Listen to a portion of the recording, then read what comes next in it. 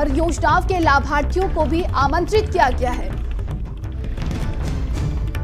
तो देखिए 9 जून को शपथ ग्रहण कर सकते हैं, जिसमें कहा जा रहा है कि मजदूरों को बुलाया गया है। वंदे भारत ट्रेन के निर्माण में जो मजदूर लगे हुए थे और पीएम के शपथ में ट्रांसजेंडर को भी बुलाया गया है। तो योजनाओं के लाभार्थियों को भी देखिए आमंत्रित किया गया है। तो नरेंद्र मोदी के शपथ ग्रहण में शामिल होंगे मजदूर। ये बड़ी खबर हम आपको दिल्ली से बता रहे हैं। बता दें कि 9 जून को शपथ ले सकते हैं पीएम मोदी और शपथ ग्रहण में मजदूर शामिल होंगे। संसद में निर्माण मजदूरों को भी आमंत्रित किया गया है। वंदे भारत ट्रेन मेट्रो निर्माण में लगे मजदूरों को भी बुलाया गया है और पीएम के शपथ में ट्रांसजेंडर भी शामिल होंगे। और देखिए इसी के साथ कहा जा रहा है कि योजनाओं के लाभार्थियों को भी आमंत्रित किया गया है।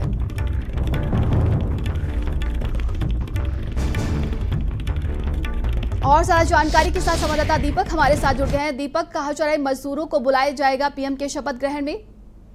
जी बिल्कुल, नंदी बता दें आपको कि उम्मीद की जा रही है कि 9 जून को प्रधानमंत्री नरेंद्र मोदी तीसरी बार प्रधानमंत्री पद का शपथ लेंगे। लेकिन सबसे खास इसमें जो मेहमान रहने वाले हैं तो मजदूरों को रखा गया है। चाहे बात करें वंदे भारत में जो मजदूर काम कर रहे थे, क्योंकि लगातार देखा जा रहा था कि मोदी जी का जो संकल्प है, विकसित भारत का संकल्प लेकर के वो लगातार काम करते हुए नजर आ रहे थे।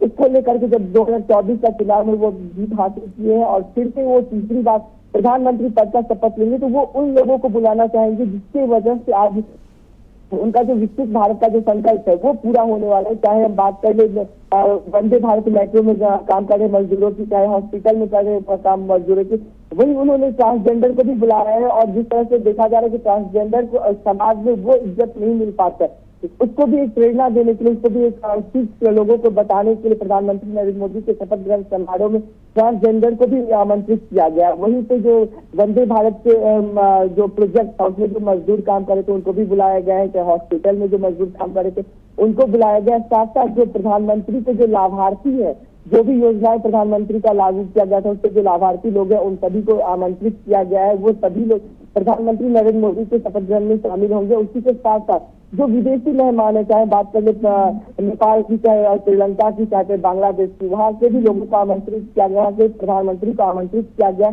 और उन लोगों को भी शपथ ग्रहण समारोह में बुलाया गया है। क्योंकि लगातार जो एनडीए की बैठक चली है, बैठक के बाद नेता को चुन लिया गया है। प्रधानमंत्री नरेंद्र मोदी को नेता के रूप में चुना गया है और 9 जून को उम्मीद की जा रही है कि 9 जून के शाम 6 बजे तक प्रधानमंत्री नरेंद्र मोदी तीसरी बार प्रधानमंत्री पद का शपथ ले लिया। उसमें सबसे जो खास मेहमान रहने वाले हैं वो मजदूर हैं जो विकसित भारत के संकल्प को कहीं ना कहीं पूरा करने का जिम्मेदारी अपने कंधे पर उठाए हैं। और लगातार चाहे बात करें बारिश की मौसम हो या फिर धूप का मौसम हो, वो लगातार काम करने के लिए अग्रसर रहते हैं। और जो विकसित भारत का संकल्प प्रधानमंत्री मोदी अपने पहले कार्यकाल में और दूसरे कार्यकाल में किए थे, उसी को लेकर के वो जब अपने तीसरे कार्यकाल की शुरुआत करेंगे तो वो उन लोगों के साथ ही अपने कार्यकाल को शुरुआत करना चाहते हैं कि जिनकी वजह से विकसित भारत का संकल्प पूरा हो सकता है। क्योंकि हम देख सकते हैं कि नंदिनी, मजदूरों का अहम रोल होता है कि और किसी चीज को विकसित बनाने के लिए, किसी चीज को बढ़ाने के लिए, क्योंकि बिना मजदूर की मदद से, बिना मजदूर के सहयोग से कोई भी काम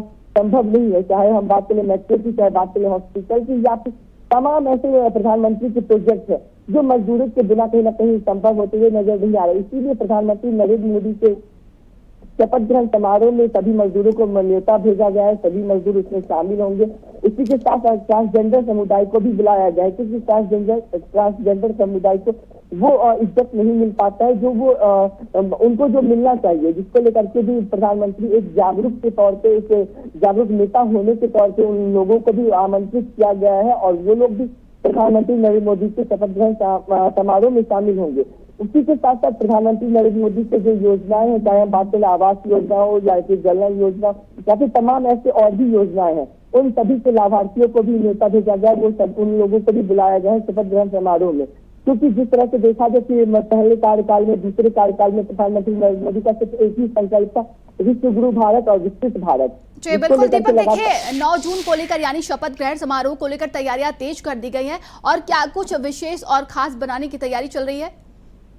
जी बिल्कुल नहीं, सबसे ज्यादा विशेष इसमें यही हो रहा है कि आमतौर पर देखा जाता है कि जब प्रधानमंत्री की शपथ ग्रहण समारोह होती है बड़े बड़े लोगों को बुलाया जाता है, अन्य देशों के प्रधानमंत्री को बुलाया जाता है, या फिर हम अपने देश की बात करें तो बड़े बड़े बिजनेसमैनों को बुलाया जाता है शपथ ग्रहण समारोह में। लेकिन 2024 का जो ये शपथ ग्रहण समारोह होगा वो अपने आप में बेहद खास होगा, क्योंकि इसमें बड़े लोग तो शामिल हो ही रहे हैं, लेकिन उसके जी, तो आप जानकारी के लिए बहुत बहुत धन्यवाद आपका। चलिए आगे बढ़ते हैं। हापुड़ में टोल प्लाजा पर रफ्तार का